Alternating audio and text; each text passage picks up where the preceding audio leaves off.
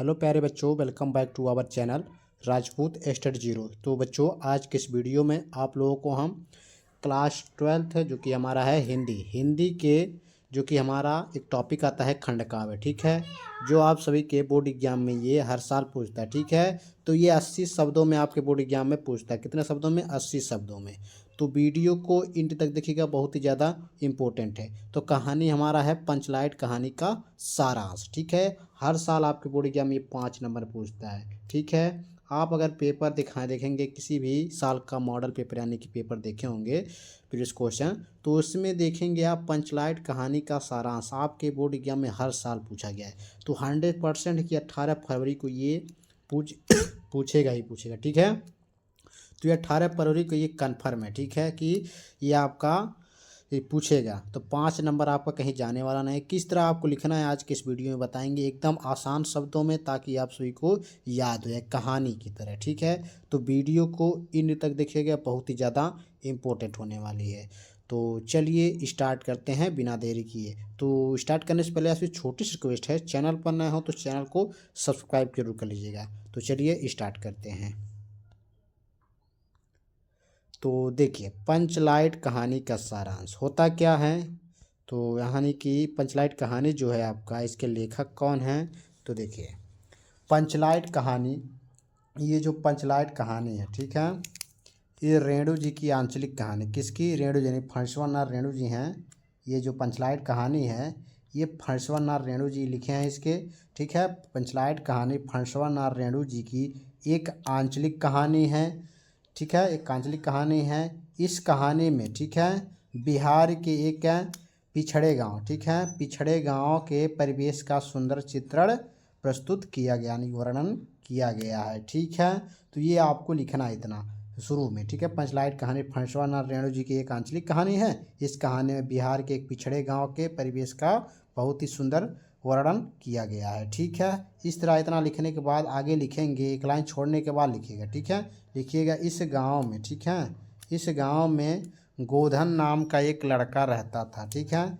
इस गांव में जो गांव था, उस गांव में एक गोधन नाम का लड़का, क्या नाम था उस लड़के का?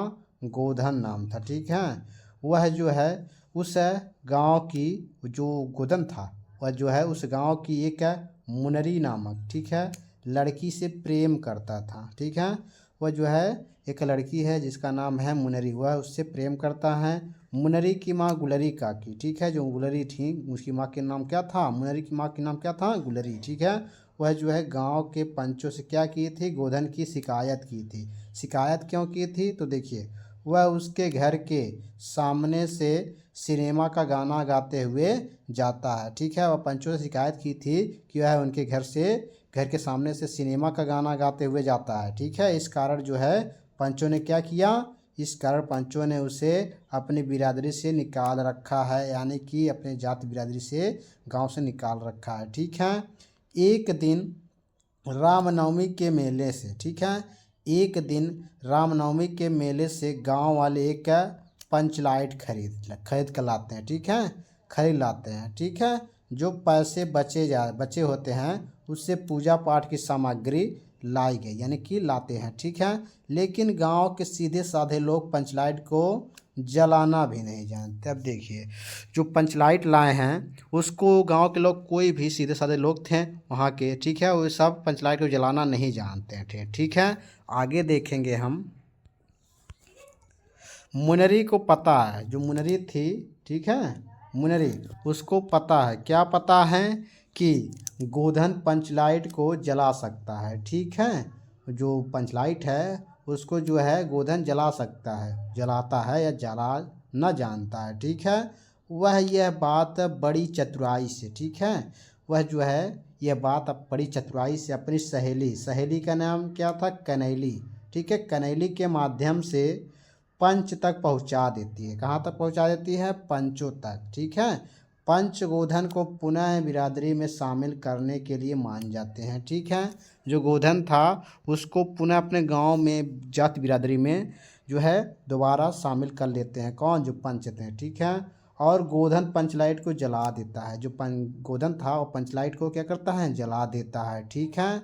जिससे जो है मुनरी की माँ गुलरी काकी जो थी, गुलरी काकी, ठीक है, वह काफ़ी यानी बहुत ज़्यादा प्रसन्न यानी खुश हो जाती हैं, ठीक है। और गोधन को शाम के भोजन के लिए क्या देती हैं, आमंत्रित करती हैं, यानी आमंत्रण देती हैं, ठीक है, यानी कि निमंत्रण देती हैं।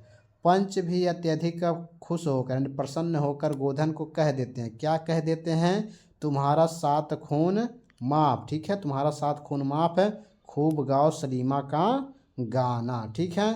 इतना लिखने के बाद आप नीचे लिखेंगे, पंचलाइट की रोशनी में लोग कीर्तन और भजन करते हैं तथा खुशियाँ मनाते हैं, ठीक है। तो ये इतना आपको लिखना है गोधन के बारे में, ठीक है। यानी कि जो पंचलाइट है, ये पंचलाइट कहानी का सारांश था, बहुत ही ज़्यादा इम्पोर्टेंट, आपके बोर्ड एग्जाम में हर साल पूछता है। तो इस तरह आपको लिखना है, बहुत ज़्यादा बड़ा नहीं है, आपको ये याद हो जाएगा, ठीक है। तो ये आप इसके शॉट ले लीजिए और ये, ठीक। तो चलिए देखिए, आपको अगर ये वीडियो पसंद आया हो तो लाइक कीजिएगा, कमेंट कीजिएगा, फॉलो ज़रूर कर लीजिएगा और यानी कि सब्सक्राइब ज़रूर कर लीजिएगा, सब्सक्राइब करना मत भूलिएगा। तो ये था बहुत ही ज़्यादा इम्पोर्टेंट, BIMP है, ये जान लीजिए, BIMP है। तो इसको आपसे बिल्कुल तेज मत छोड़िएगा, इसको तैयार करके ही जाइएगा, क्योंकि हर साल आपके बोर्ड एग्जाम में पूछता है। तो आई होप आप सभी को ये समझ में आया होगा। अगर समझ में आया होगा तो लाइक शेयर कमेंट जरूर कीजिएगा। चैनल पर नए हो तो एक बार फिर से कहते हैं, चैनल को सब्सक्राइब जरूर कर लीजिएगा। तो चलिए मिलते हैं आपसे नेक्स्ट वीडियो में, धन्यवाद।